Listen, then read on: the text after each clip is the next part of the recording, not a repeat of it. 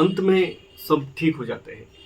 दोस्तों, ये डायलॉग आपने सुना होगा और ये डायलॉग पिक्चर में ही अच्छा लगता है।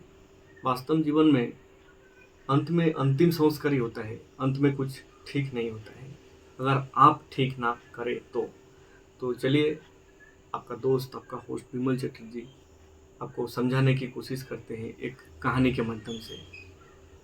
कहानी कुछ यूँ है कि एक राज्य में एक राजा ने अपने मित्र राज्यों के जो राजा था उनको बुलाते हैं, अपने गुरुजी को बुलाते हैं, एक उत्सव रखते हैं और एक नृत्य का जो उत्सव का प्रोग्राम रखा जाता है। तो दरबार में नृत्य का प्रोग्राम रात भर चलता रहता है और वो अपने गुरुजी को कुछ सोने का सिक्का दिया हुआ रहता है कि गुरुजी, अगर आपको ये नृत्य अच्छा लगे तो नर्तकी को भेंट में दे देना। तो पूरा रात नृत्य चलता रहता है, लेकिन ब्रह्म बेला में जो तबलची है, जो तबला वादक है, उसको नींद आने लगता है। तो ये जो नर्तकी है वो बहुत होशियार रहता है। वो एक दोहा गाता है कि घनी गई थोड़ी रही, यूं या में पल पल जाए, एक पल के कारण यूं ना कलंक लगाए, यूं ना जीवन गवाए। जैसे ही ये दोहा तबलची सुनता है तो वो जागने लगता है और फिर से अपना प्रोग्राम चालू होता है और सचेत हो जाता है। और यह ये दोहा सुनने के बाद राजकुमार अपनी मुकुट वो नर्तकी के चरणों में रख देता है और जो गुरुजी रहता है वो अपना जो स्वर्ण मुद्रा दिया रहता है वो नर्तकी को भेंट में दे देता है। और जो राजकुमारी रहता है वो अपना गले की हार नर्तकी के चरण में रख देता है। तो राजा बैठे बैठे ये देखता रहता है और बोलता है नर्तकी को, तूने एक दोहा के वजह से सारे सारे को लूट रहा है।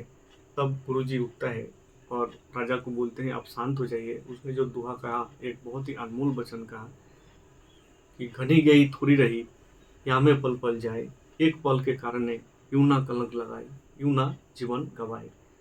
मैं आपके कहने पर यहाँ पे नृत्य देखने चला आया और पूरा रात नृत्य देखा, जबकि मैं एक साधक आदमी हूँ, साधना ही मेरा काम है, भगवान की पूजा ही मेरा काम है। लेकिन वो छोड़ के मैं यहाँ ये नृत्य देखने चला गया, अपना समय बर्बाद करने चला आया। तो मेरे को इससे बहुत बड़ा सीख मिल गया और मैं अभी अपना कीमती समय भगवान के चरणों में लगाना चाहता हूँ।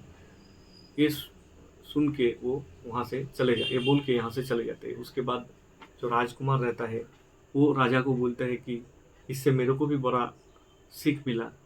मैं आपका उम्र हो रहा था, आप बूढ़े हो रहे थे, तब पर भी आप सिंहासन पे बैठे हुए थे। मैं आज ये षड्यंत्र रचा था कि आपका हत्या करके मैं सिंहासन में बैठूं। लेकिन फिर जो ये दोहा सुना कि थोड़ी गई घनी गई थोड़ी रही, या में पल पल जाए, एक पल के कारण यूं ना कलंक लगाए। तो मेरे को भी ये आ गया कि घना तो चला गया, थोड़ा ही रहा। तो हमने भी वो हत्या का प्लान छोड़ दिया, षड्यंत्र ये कर दिया।